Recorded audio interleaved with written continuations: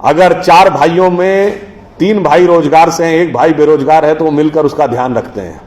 बेटा बेरोजगार है तो बाप मरते दम तक उसका ध्यान रखता है, क्योंकि हमारे यहां कहा गया जो कमाएगा वो खिलाएगा, जो आया है वो खाएगा।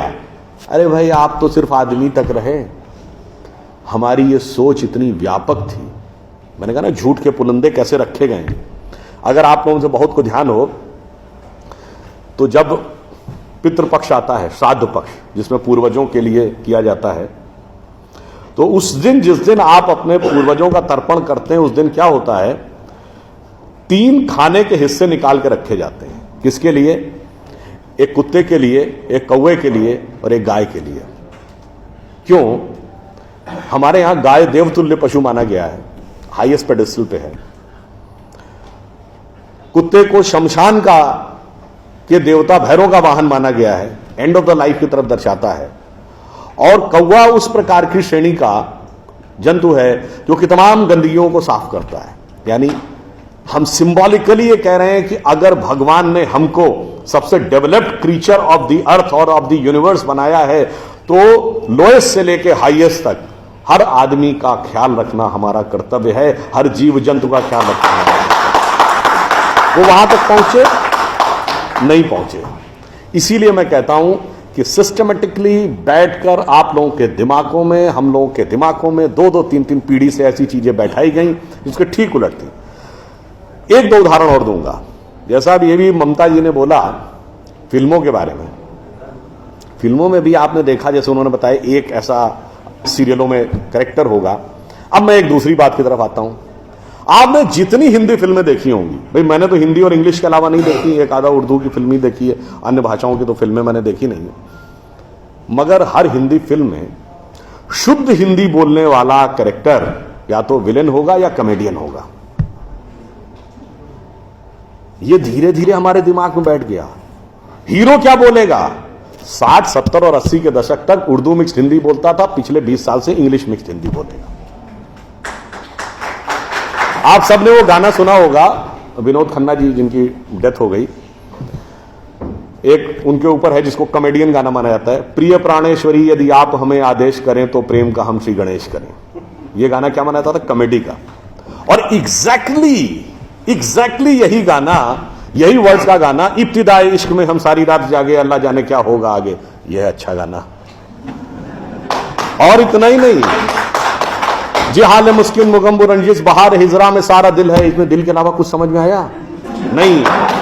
हिंदी के शब्द आ जाए, अरे साहब बड़ी कठिन हिंदी, बड़ी क्लिष्ट हिंदी कहां से ले आए, अगर साफ साफ उर्दू भी बोल दिया ये कहां ले आए, अंग्रेजी मिक्स्ड होना चाहिए। भाई अंग्रेजी मिक्स्ड होकर हम, देखिए ये सारी चीजें हम लोगों के दिमागों में बैठा ली जा रही हैं। हम कहां जा रहे हैं? एक छोटा सा उदाहरण आपको देता हूं। मैं किसी भाषा के प्रति सम्मान या असम्मान नहीं व्यक्त करना चाहता, एक तथ्य सामने रखना चाहता हूं। अंग्रेजी भाषा में केवल 5 वॉवेल हैं, AEIOU, केवल 5 वॉवेल, और मात्रा पाई जैसी कोई चीज ही नहीं है। इसलिए इसमें साइलेंट का भी प्रॉब्लम है और एक्सेंट का भी प्रॉब्लम है। एक कश्मीरी और पंजाबी जिस एक्सेंट में बोलता है, एक बिहारी जिस एक्सेंट में बोलता है, एक तमिल और केरलाई जिस एक्सेंट में बोलता है, उसमें भारी अंतर है। मगर जिन लैंग्वेजेस की फोनेटिक्स डाइवर्सिफाइड है, अब जैसे उसमें मैं एक एक्सट्रीम एग्जांपल देता हूं, संस्कृत। आप वैष्णो देवी के मंदिर जाइए या तिरुपति बालाजी के मंदिर, काशी विश्वनाथ या कामाख्या, जब पुजारी मंत्र बोलना शुरू करता है, एक्सेंट में कभी डिफरेंस देखा है? वो भी तो उसी इलाके के हैं। क्यों?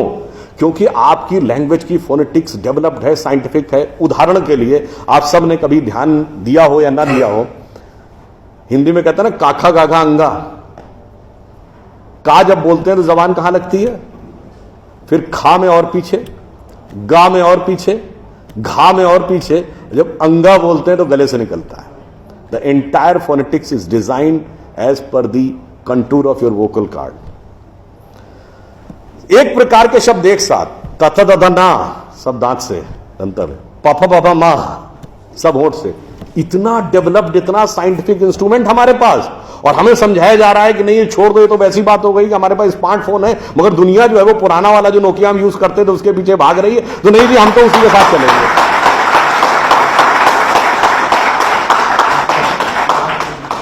अंत में मैं एक बात और कहना चाहूंगा, हमें एक ये समझाया जाता है साइंटिफिक नहीं है, हम लोग साइंटिफिक नहीं है।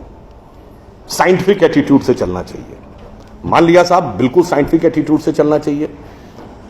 मैं एक छोटी सी बात पूछना चाहता हूं। अभी एक विवाद आ गया, तो उस विवाद पर नहीं जाना चाहता। जो वो हज का सब्सिडी खत्म हुई तो कुंभ मेले का विषय आ गया। कुंभ मेला हम सब जानते हैं। कुंभ मेले का एक एस्पेक्ट आप लोगों ने कभी ध्यान दिया है? कुंभ मेला कितने साल में एक बार पड़ता है? 12 साल में। 12 साल में एक बार क्यों पड़ता है? क्योंकि वो जुपिटर की साइकिल पर आधारित है। बृहस्पति ग्रह हर 12 वर्ष के बाद अपना एक चक्कर पूरा करके उसी राशि में दोबारा आता है, इसलिए कुंभ मेला 12 वर्ष में एक बार पड़ता है। हजारों सालों से चला आ रहा है, ठीक है। तो इसका मतलब हमको पता था ना कि बृहस्पति की साइकिल 12 साल की है। इनको तो अभी 100 साल पहले पता चला कि बृहस्पति की साइकिल 12 साल की है। और उसके बाद हमको समझा दिया जाता है नहीं साहब हम अनसाइंटिफिक थे। अब आप एक और बड़ी मजेदार बात देख लीजिए। सूर्य ग्रहण और चंद्र ग्रहण पड़ता है तो उसका डेट और टाइम कौन तय करता है? सरकार घोषणा करती है ना, टीवी पे आता है, रेडियो पे आता है, अखबार में आता है। किस बेस पे आता है? नासा की फिजिकल ऑब्जर्वेटरी बताती है कि फलां तारीख को इतने बज के इतने मिनट पे सूर्य ग्रहण या चंद्र ग्रहण पड़ेगा, सोलर इक्लिप्स और ल्यूनर इक्लिप्स। मगर ये बताइए 1950 से पहले तो नासा की ऑब्जर्वेटरी नहीं थी। 1920 में जब अल्बर्ट आइंस्टीन ने रिलेटिविटी की थ्योरी दी, उससे पहले रिलेटिव मोशंस ऑफ प्लैनेट नहीं पता था। सॉरी, 1916 में। 1920 में एडविन हबल एक साइंटिस्ट हुए जिन्होंने एक्सपेंडिंग यूनिवर्स की थ्योरी दी, उससे पहले एक्सपेंशन ऑफ यूनिवर्स नहीं पता था। 1900 में मैक्स प्लैंक साइंटिस्ट हुए जिन्होंने लाइट की क्वांटम की थ्योरी दी, फोटॉन्स वाली, उससे पहले प्रोपोगेशन ऑफ लाइट ही नहीं पता था। 1897 में जे टॉमसन ने इलेक्ट्रॉन खोजा, उससे पहले आप मानते थे एटम अनडिविजिबल है। और 1633 में आप ये कहते थे, गैलीलियो को फांसी दे रहे थे इस बात के लिए कि उसने कहा सन रिवॉल्व्स राउंड द अर्थ गलत है। तो भैया आप 380 साल चल के जहां पहुंचे हैं, हमारा पंचांग तो युधिष्ठिर के जमाने से एज इट इज चला आ रहा है 5100 साल। मतलब ये लॉजिक नहीं है, ये तो साइंटिफिक प्रूफ। फिर भी हमें समझाया जाता है कि साहब जो हमने सोचा उस सब हम अनसाइंटिफिक थे, हम गलत थे। बड़ी मजेदार बात है। इन ए स्पैन ऑफ लिविंग जनरेशन, 50 साल में देखिए ये जो अर्बन नक्सल्स थे उन्होंने हमारे दिमागों में क्या क्या भरा और फैक्ट क्या था। 50 साल पहले जिस जिस चीज का मजाक उड़ाया गया वो चीज आज ठीक उसके उलट हो गई। 50 साल पहले कहते थे अरे यार ये अगर खेती करनी है तो mechanised farming, chemical fertiliser use करो।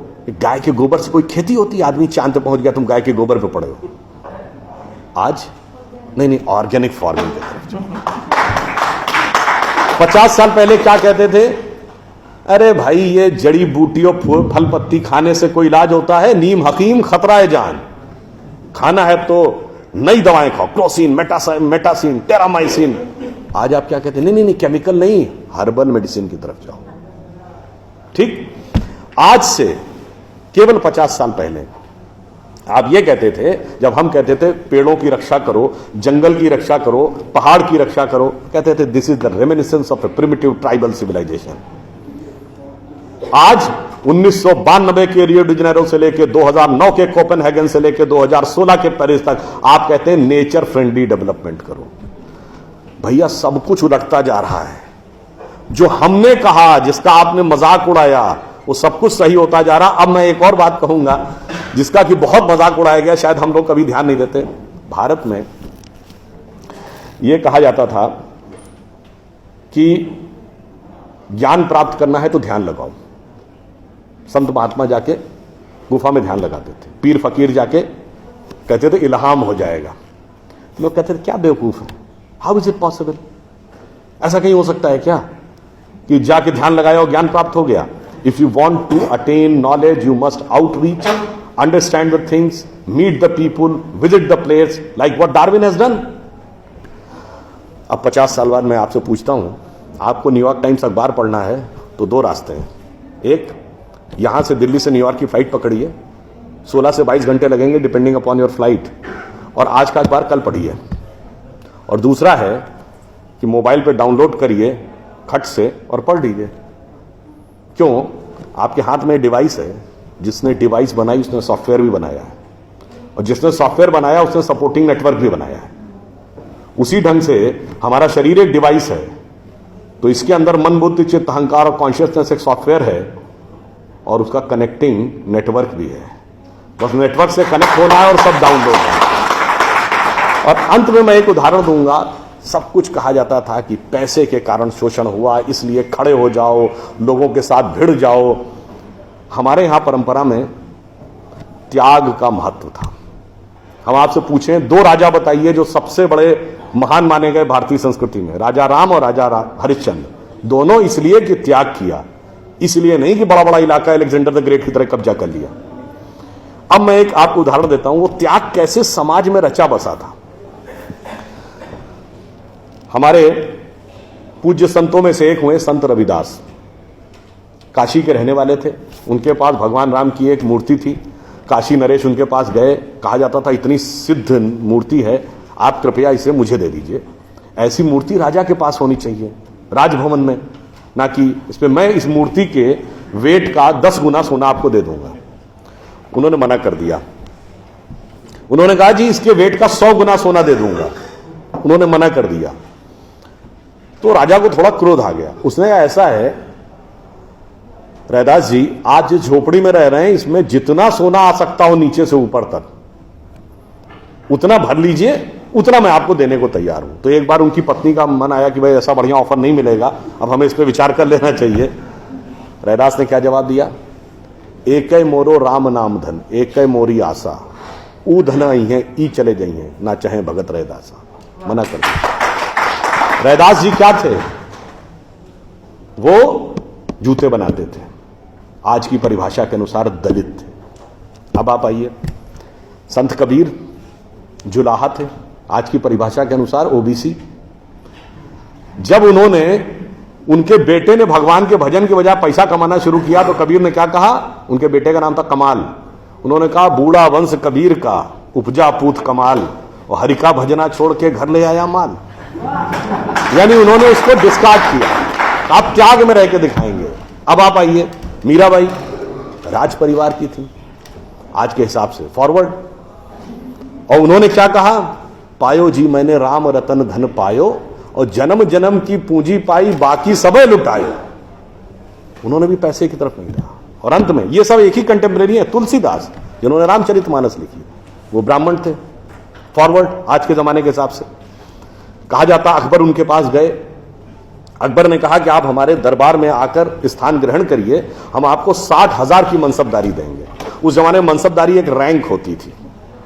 तो जैसे 40,000 की मनसबदारी वॉज मैक्सिमम, 60,000 का मतलब हुआ कि राजा के बाद सबसे बड़ा स्टेटस आपका होगा। तो तुलसी ने क्या जवाब दिया? हम तो सेवक राम के हियो धरो दरबार, हमारे तो हृदय में भगवान राम का दरबार धरा हुआ है। तुलसी का अब होएंगे नर के मनसबदार। ये मैंने क्यों बताया? जो बातें ये अर्बन नक्सलिस्ट समझाते हैं कि शोषण किया गया, कैपिटलिज्म किया गया, अगर मार्क्स ने कहा धर्म एक अफीम है जो गरीबों को पिला दी जाती है ताकि अमीर उस पर हुकूमत करता रहे, पर यहां ऐसा नहीं था। मैंने दिखाया समाज का निचला वर्ग हो, मध्यम वर्ग हो, उच्च वर्ग हो, राज करने वाला वर्ग हो, सबने कहा जो त्याग करेगा वो महान होगा। इसीलिए हमारे यहां महात्मा गांधी महान हुए, ना कि प्रधानमंत्री रहने वाले नेहरू महान। तो इसलिए मैं अंत में ये कहूंगा आप सभी लोगों से कि ये जो मायावी रावण साधु का वेश बना के आता है, सूक्ष्म दृष्टि से इसको समझिए और आश्वस्त रहिए कि वो चाहे कितना भी मायावी हो, अंत में विजय हमारी ही होगी, क्योंकि हम आज दुनिया के यंगेस्ट नेशन है। जैसा अभी नलपत जी ने कहा ना कि भाई people like us we are in minority. हम देश दुनिया के सबसे युवा देश हैं, यह सत्य है, मगर यह अर्ध सत्य है। हम सबसे युवा देश और सबसे प्राचीन सभ्यता है। We are the youngest nation and the oldest civilisation. तो एक गौरवशाली हमारा भूतकाल है और एक शानदार भविष्य है जो हमारी प्रतीक्षा कर रहा है। बस बीच के इस माया के प्रपंचों को से हम बचे रहें तो कहीं कोई संदेह नहीं। एक पंक्ति कहकर समाप्त करूंगा कि गौरवशाली था भूत, भविष्य भी महान है, अगर संभालें आप उसे जो वर्तमान है। धन्यवाद।